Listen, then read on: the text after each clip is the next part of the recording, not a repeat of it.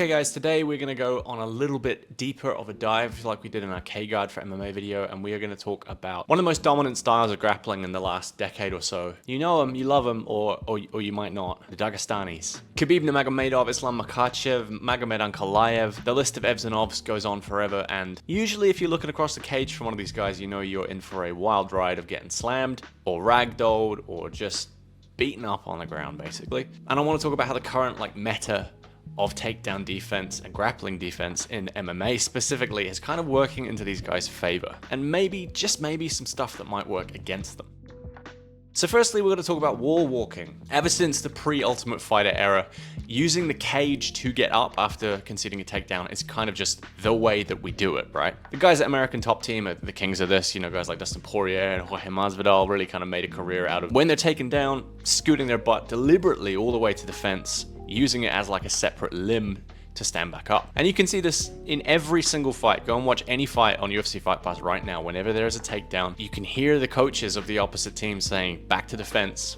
And their guy will literally get on his hands and scoot himself back towards the cage so he can start trying to get up. And this has kind of been the focal point of camps for people who were going up against these well-known Dagestani guys. People like Alex Volkanovski when he was fighting Islam Makhachev, people like Dustin Poirier when he was fighting Khabib. This is what they seem to have been working on in their camps. But in my opinion, you're just working in the favor of the Dagestani here. First off, let's use Khabib as an example. He's definitely the most well-known guy in this style. But if you think about it, how many times can you think of in your head that Khabib got the takedown in the open mat area and started working from the guy's guard? Pretty rare, right? His MO was to bum rush you, no matter what entry he went for. If it was the straight double, if it was the low single, which he loved, his MO was to get you up on your feet, rush you towards the cage, and then get the takedown along the fence, right? And this is where these guys dominate, because if you're on your back against the cage, you're getting your head crushed into the corner where the mat meets the fence. You can't bridge or push off your shoulders or your head at all, and it's just a terrible place to be to receive ground and pound. Not that there's a great place to be, but you know what I mean. And in the best case scenario, if you did get your feet underneath you and start using the cage to wall walk back to your feet, that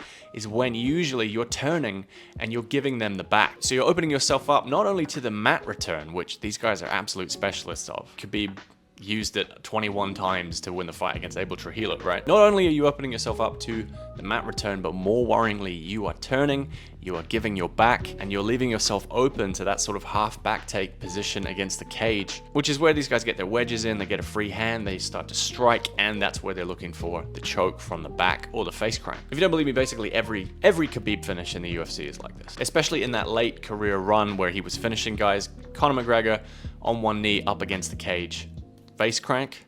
Dustin Poirier, basically the exact same thing.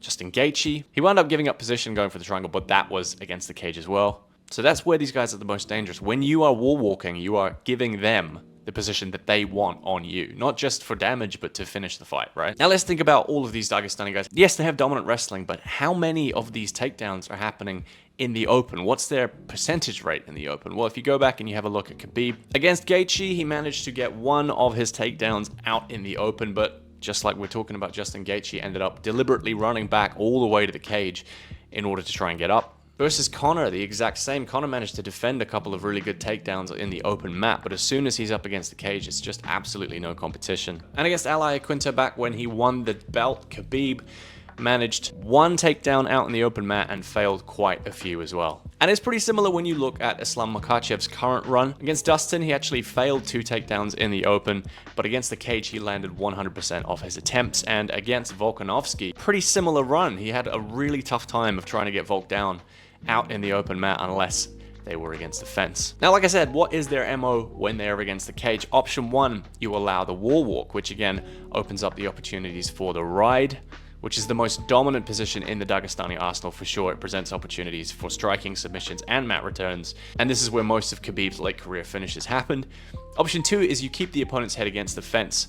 Like we talked about earlier, you smash and ground and pound from open or closed guard, but you will probably notice, especially you jiu-jitsu guys, you don't see these guys try and pass guard very much, right? They're quite happy to stand up in your guard, or even sit in your guard and try and just land strikes on you. They do not care about passing. They're not in this for IBJJF points. They want to land damage. The very rare occasions where they do attempt to pass guard, they do it by using strikes to create negative movements from their opponent, which opens up very easy guard passes. Or if their opponent has a particularly poor guard game, like Michael Johnson against Khabib, or if their opponent is basically unconscious, like when Islam won the belt, practically knocked out Charles Oliveira on the feet, dropped down past his guard without much resistance and got the arm triangle finish. These guys aren't guard passers. They don't have a very technical guard passing game. They're going to throw the legs by and try and smash you. But like I said, more than happy to just sit in your guard. No problem. So wall walking as an option for getting up, sure. Against the wrestler, yeah, absolutely. But these guys don't just want you on the mat. They don't care if you're standing or on the mat. They want you against the cage, because that's where they do all of their work. So let's start thinking of some options to beat them. But if you do find yourself on the mat against a scary Dagestani, you're going to want to make sure you've got the right gear on. So make sure you head over to X Martial. That's right, it's a terrible segue into a sponsor read. X Martial are making some really cool jiu-jitsu no-gi gear, shorts, spats, rash guards, the works, everything you need. You can even get custom stuff done there. And if you click the link in the description, you're going to get yourself 15% off anything you purchase, and it will help out the channel. So please do make sure that you go over to X Martial and get yourself something nice to wrestle these bears in. Now, obviously, I'm not a professional MMA coach. This is just my personal opinion, but these are some ideas that I think will work. Priority numero uno, stay off the cage. Obviously, easier said than done on the feet with the pressure that these guys exert. You know, Khabib used to just run at you, essentially. So let's just assume you're getting taken down, right? Keep your head away from the cage. Instead of retreating to the cage for wall walks and exposing yourself to their A game, you need to make this a more traditional grappling exchange. Remove the fence from the equation immediately. The more jiu-jitsu conscious viewers of you will notice that, like ADCC, you know, CJI, Quintet, Fight Pass Invitational, all of these high-level jiu-jitsu and submission grappling events, the Sambo guys are not winning. The Sambo guys are getting crushed 9 times out of 10, right? And that's because there's no cage. There's no cage for them to utilize, right? So if you turn yourself away from the fence when you're on the mat, use your feet, kick against the cage, turn yourself towards the center of the mat, you are minimizing the risk of exposing yourself to rides and back takes, and of course the mat returns. Yes, you're conceding mat time